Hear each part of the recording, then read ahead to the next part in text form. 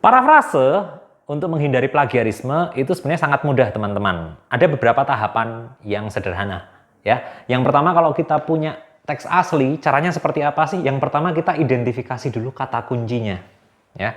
Kata kuncinya sebenarnya apa saja sih?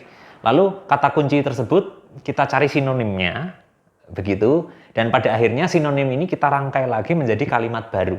Ya, sebenarnya sesimpel ini, begitu. Jadi sebenarnya kalau teman-teman mau membuat parafrase itu tidak perlu terlalu bingung seperti apa membahasakan ulang gitu ya, apalagi kalau teman-teman tidak terlalu fasih berbahasa misalnya, tetapi bisa ikuti tips seperti ini ya. Nah, contohnya seperti apa saya buat, nanti saya tampilkan di layar begitu. Di sini misalnya ada teks asli.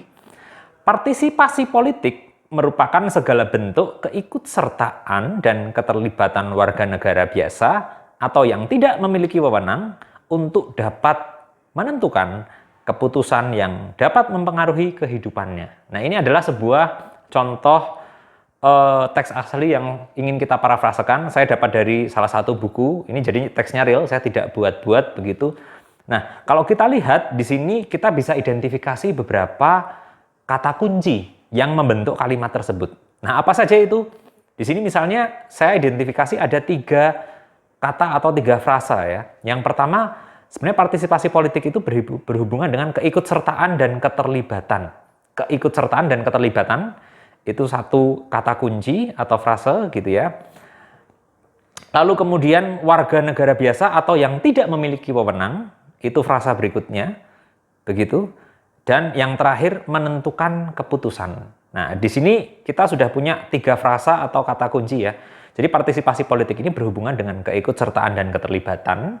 Ya, warga negara biasa atau yang tidak memiliki wewenang ya untuk apa? Menentukan keputusan. Nah, 3 kata kunci itu kita bisa cari sinonimnya. Nah, di sini misalnya yang pertama, keikutsertaan dan keterlibatan itu saya bahasakan ulang dengan sinonim peran aktif. Sederhana, tetapi sudah cukup mewakili keikutsertaan dan keterlibatan ya. Nah, yang kedua, warga negara tanpa kewenangan. Nah, ini di sini saya lihat sebenarnya warga negara biasa atau yang tidak memiliki wewenang itu sebenarnya kan adalah warga negara tanpa kewenangan. Kita bisa sinonimkan dengan pihak yang tidak memiliki kekuasaan secara formal. Jadi pihak yang tidak memiliki kekuasaan secara formal. Yang ketiga, menentukan keputusan, sinonimnya apa? Mempengaruhi kebijakan. Ya, di sini saya sudah punya 3 sinonim yang mewakili 3 frasa berdasarkan kata kunci yang kita identifikasi tadi.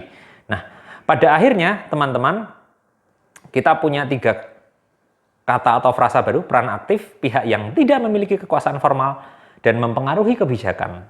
Nah, di sini kemudian saya bahasakan ulang. Partisipasi politik adalah peran aktif pihak yang tidak memiliki kekuasaan secara formal dalam mempengaruhi proses kebijakan. Idenya sama, ya, dan kita boleh terinspirasi dari teks aslinya, tetapi ingat kita tidak boleh kutip sama persis, apalagi untuk kutipan tidak langsung. Ya, jadi untuk kutipan tidak langsung kita harus parafrasakan, ya, dan caranya adalah seperti yang baru saja saya jelaskan. Di sini hasil dari parafrase ini kita bisa tahu idenya tetap sama, tetapi kata dan kalimatnya secara total berbeda. Semoga tips dari saya membantu. Terima kasih.